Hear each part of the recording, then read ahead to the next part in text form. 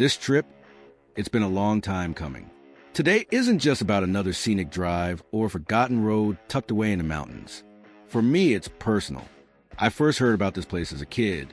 My grandfather grew up in Southern California, and every now and then, he'd tell me stories about a mountain highway that just vanished one day, shut down after a rock slide, and never reopened. There's a road in the San Gabriel Mountains, he'd say, where the pavement just stops, like the mountain swallowed it.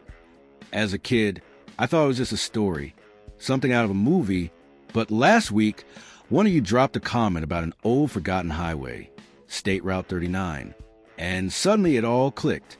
That road from my grandfather's stories, it was real, and I knew I had to see it for myself. So this morning, I packed up early. Really early. The sky was still dark when I hit the road, the city barely waking up, just a few delivery trucks, some blinking gas station signs, and the smell of fresh coffee in the air. I filled up the tank, grabbed a thermos, and pointed the car toward the San Gabriel Mountains. There was a feeling I couldn't shake. What's left of this road? Why has it stayed closed for over 4 decades? And what does a place look like when it's been untouched by traffic for nearly half a century? Today, we're going to find out. We're heading into forgotten stretch of California's Highway 39, a road time abandoned, but nature never let go of. Let's go. The highway that starts, stops, and starts again. As I left the city behind, the landscape started to shift. Suburbs gave way to hills, strip malls turned into winding roads, and just like that, the San Gabriel Mountains were right in front of me. Now, if you're not from around here, let me tell you, this part of Southern California is full of surprises. You can spend the morning on the beach and the afternoon in the mountains. And today, I'm heading straight into one of the most mysterious parts of it all. Highway 39, officially known as California State Route 39, starts way down by the coast near Huntington Beach. But the section I'm after, it's deep in the Angeles National Forest, the kind of place where GPS gets sketchy, phone signal disappears, and the road narrows with every turn. As I climbed higher, the traffic thinned out. Fewer cars, more silence. Just a rumble of tires on asphalt and the occasional crunch of gravel. When I pulled over to admire the view, the sky, which had been gray and overcast back in the city, started to open up. Patches of blue showing through the clouds as the sun climbed above the ridgelines. After a few miles, I reached Morris Dam and Reservoir. This place has been standing since the 1930s, originally built to provide water to the city of Pasadena. These days, it's mostly used for flood control. But here's a fun fact. Between the 1940s and 90s, the U.S. Navy actually used this reservoir for underwater missile testing. Yeah, in the middle of the mountains. California really does have it all. Not far upstream is the San Gabriel Dam, another massive concrete landmark tucked between the canyon walls. It's one of those places that feels like it shouldn't exist, like someone carved it into the rock just to see if they could. Unfortunately, the area around it looks pretty rough right now. Erosion, wildfire scars, dried up runoff. It's clear nature's been fighting back. But if any of this feels familiar, you might have seen it on screen. The final race scene in Fast and Furious, Tokyo Drift, part of it was filmed on this very road. If you're a fan of winding mountain drives, Highway 39 feels like it was made for movie scenes. And today, there are barely any cars out here, just pure asphalt tight corners and the kind of views that make you want to stop every 5 minutes. As I kept climbing, the trees grew taller, the air cooler, and the road narrower. I passed old pullouts and forgotten trailheads, places where hikers used to stop before the stretch of road was locked away by time. And then I saw the sign. Road ends ahead. Just past the Crystal Lake Cafe and Campground, the pavement hits a dead end. Well, for cars, anyway. Up ahead is the infamous closed section of Highway 39. 4.5 miles of winding mountain road, shuttered since 1978. No traffic, no maintenance, no turning back. Up next, I'm gonna park the car, grab my gear, and cross that barricade. We're about to explore the abandoned highway California forgot, but never truly lost. Dams, missiles, and movie roads. Standing at the end of the open road, there's this eerie silence. Behind me, signs of civilization, Parked cars, a small cafe, hikers getting ready for their day. Ahead of me, nothing. Just a weather-worn gate, a cracked road disappearing into the mountains, and a whole lot of unknown. This section of Highway 39 has been closed since 1978, over 4 decades. A massive rockslide buried part of the road back then, and the state never cleared it. Year after year, rain, snow, and time just kept chipping away at it. And yet, here it is, still holding on. I stepped past the barricade and started walking. The first thing I noticed, how quiet it gets. No engines, no wind, no birds even, just my footsteps echoing off the cliffs. But here's the crazy part. For a road that's been abandoned this long, it's actually in remarkably good shape. Sure, there are weeds growing through the cracks, a few scattered rocks and fallen branches, but overall, smoother than some active streets back in LA. I stayed close to the left side, the uphill side, not just for better footing, but because those cliffs on the right drop off fast, and there are no guardrails here. If a chunk of asphalt gives way, you're going straight down into the canyon. About half a mile in, I came across a section where water was flowing across the road, just a steady trickle from snowmelt higher up. And right there, in that silence, you really start to understand why this road has been left alone. It's not just the cost of repairs, it's the risk. This place isn't just closed, it's unstable. I kept moving, and around a bend, I saw it. The first set of guardrails on a closed road. And here's what caught me off guard. They looked new, not 45 years old, not rusted out. These had clearly been replaced at some point. So what's going on here? Is someone maintaining parts of this road? From what I've read, emergency vehicles do access this section occasionally, for rescues, wildfires, or even just patrols. But public traffic? Still banned. Repairs were actually approved once, back in 2009. The state allocated $32 million to reopen the highway, but just before construction began, the money was reallocated to a bridge project up north. Another issue? This area is home to Nelson's bighorn sheep, a protected species. Any major construction here has to take them into account, and that slowed down or stopped several plans to reopen this road over the years.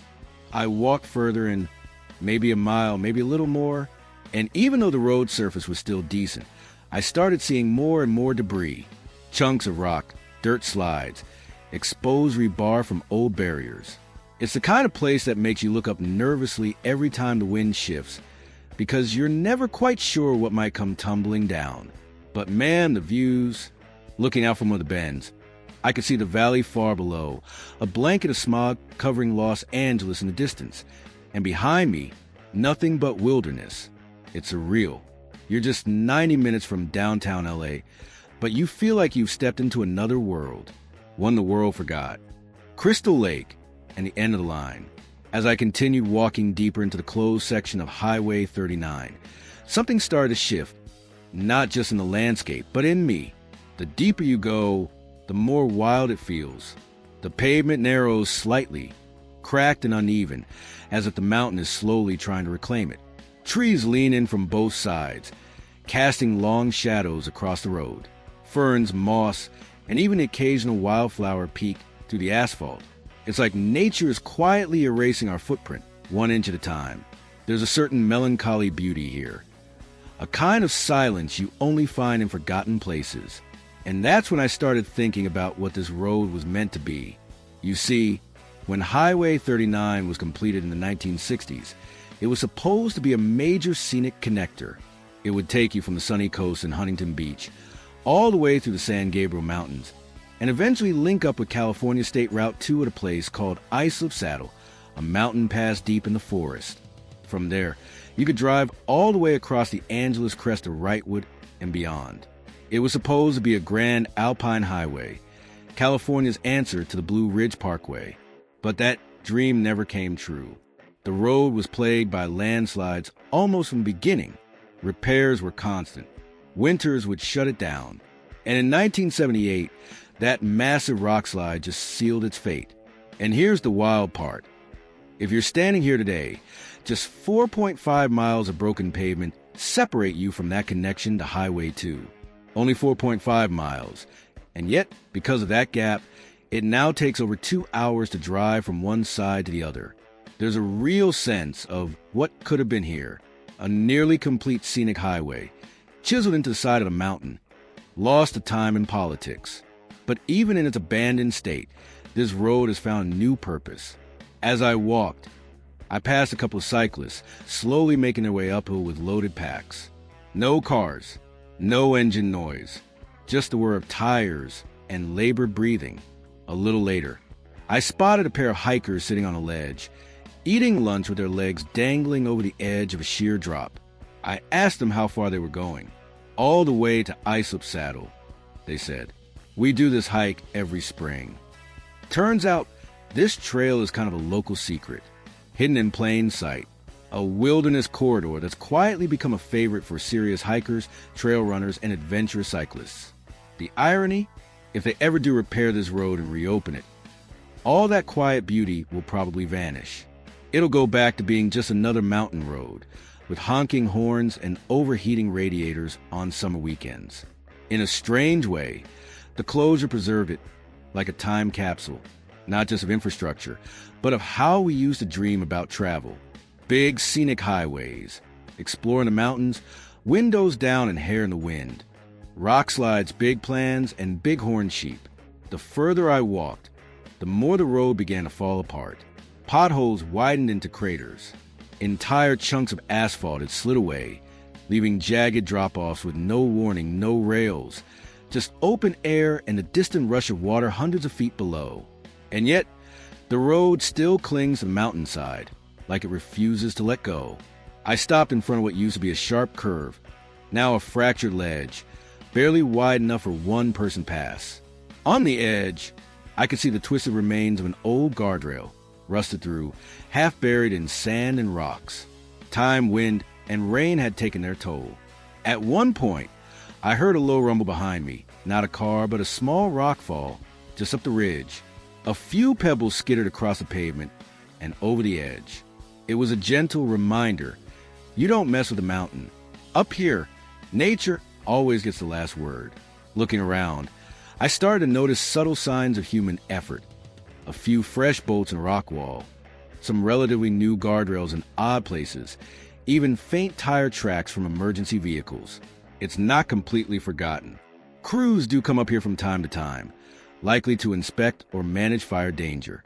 But if there were any serious plans to reopen it, you'd never know by looking at it.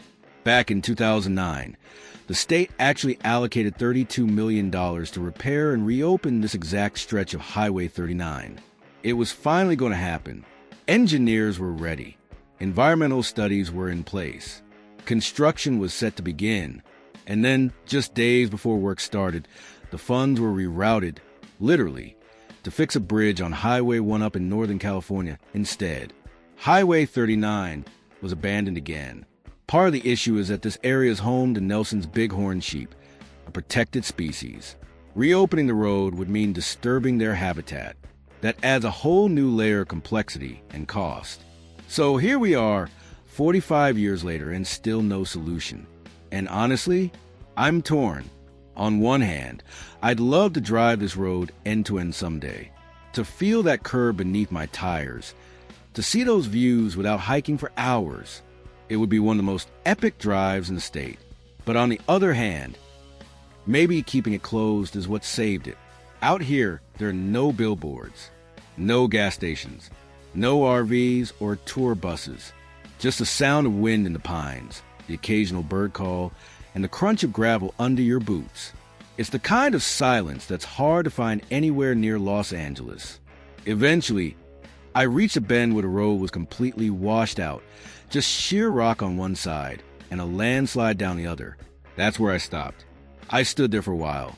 No phone signal, no noise, just me, the mountain, and this road that time forgot. It hit me that this place isn't just a closed-off highway. It's a story about ambition, nature, failure, and rediscovery. A road lost in time, or a trail into the future. About 2 miles in, I stopped to catch my breath and take in a view. There was a dead silence, no engines, no footsteps, not even wind. Just stillness. For a moment, it felt like this place wasn't just abandoned. It was forgotten by time itself. I sat on a large flat rock, looking down the empty stretch of cracked pavement. It hit me then. This wasn't just a road closure. It was a relic of a different California, a version that once dreamed big enough to carve highways through mountains and connect coast to crest. You start wondering, should they reopen it? Part of me says yes. Imagine being able to drive from Azusa to the Angeles Crest Highway without that ridiculous 2-hour detour. It would be scenic, efficient, a driver's dream. But the other part of me doesn't want it touched. Out here, there are no tailgaters, no traffic lights, no exhaust fumes. Just raw nature, eerie quiet, and a sense of solitude you can't buy anymore. If they reopen this road, it'll become just another busy mountain pass. And this place, this rare, untouched strip of wilderness wrapped in old asphalt, will vanish. So maybe the broken pavement, the creeping plants, the landslides, they're not signs of neglect. Maybe they're nature's way of reclaiming what was never meant to be paved in the first place. I got up, took one last look at the road ahead, and turned back. Some places don't need a destination. Being here was enough. So that's the end of my walk along California's Highway 39, or at least as far as you can go without ropes and a permit. I came here expecting an old road and some good views. I didn't expect to find a forgotten dream carved into a mountainside. If you're ever near Azusa and you got a free day, bring your hiking shoes. It's a tough walk, but the reward isn't just the scenery.